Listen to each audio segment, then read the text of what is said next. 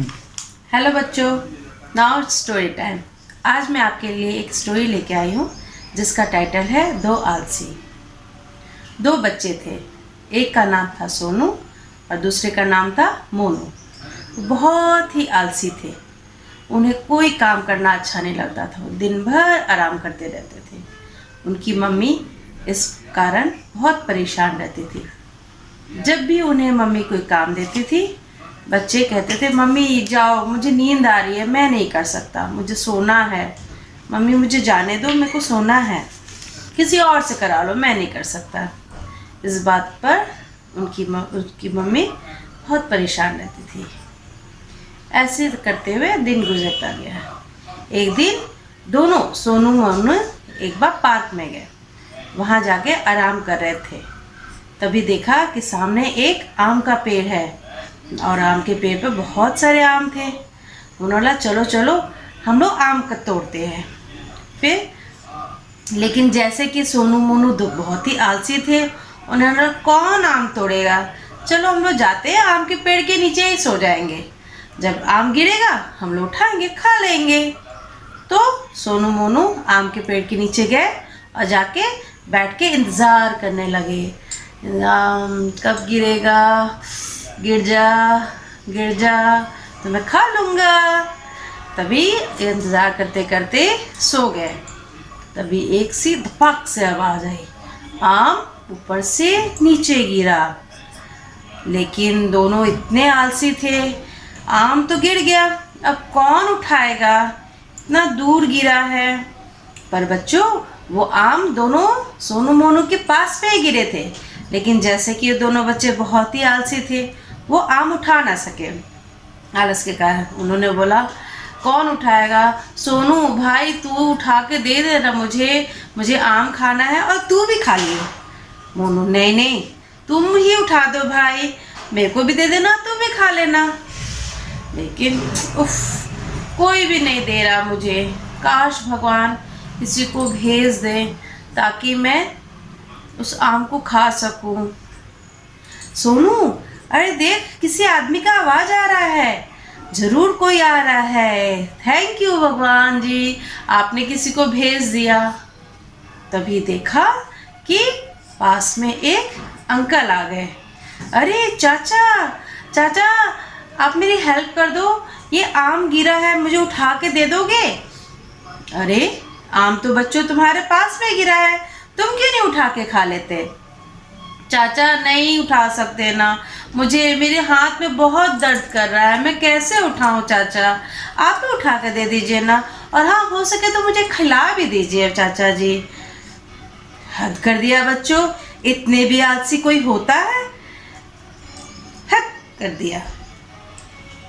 तभी चाचा उन बच्चों की मम्मी के पास जाते हैं और बोलते हैं बहन जी हद कर दिया आज तो आपके बच्चे ने, इतना भी कोई आलसी होता है, पास में आम गिरा है पर वो उठा के भी नहीं खा रहे हैं, इतने आलसी तो मैंने पहली बार देखा है इसे।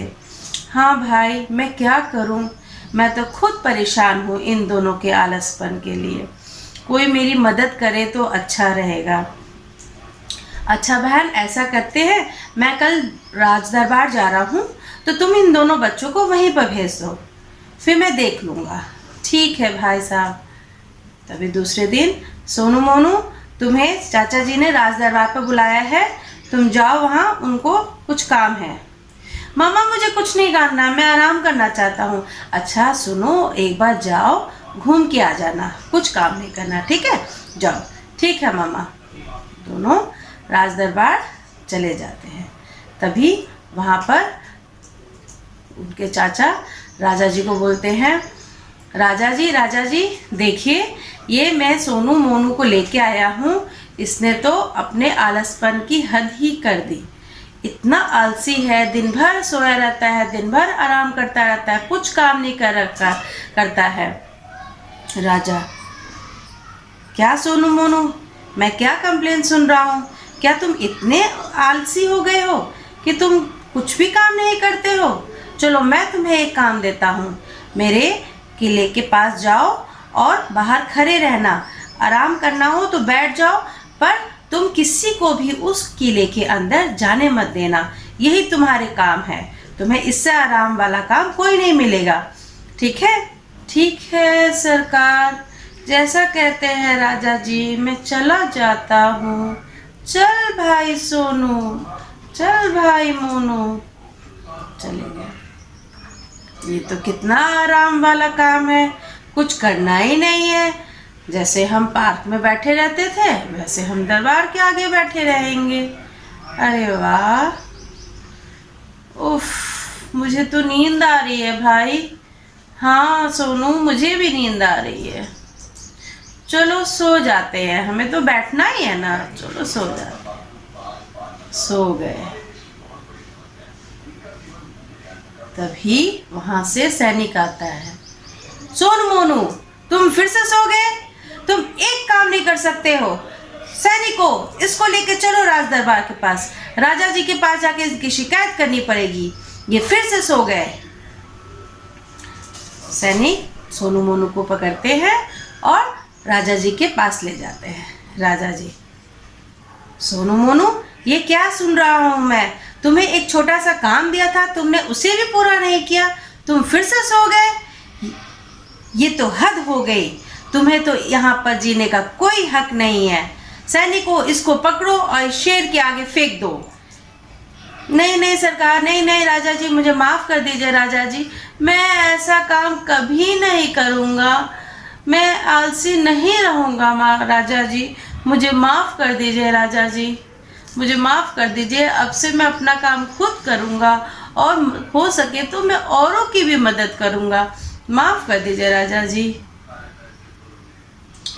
तो दोस्तों, बच्चों, आपने क्या सीखा कि हमें आलसी ज़्यादा नहीं बनना है, हमें अपना काम स्वयं करना है और हो सके तो दूसरों की भी मदद करनी है। धन्यवाद, बाय बाय।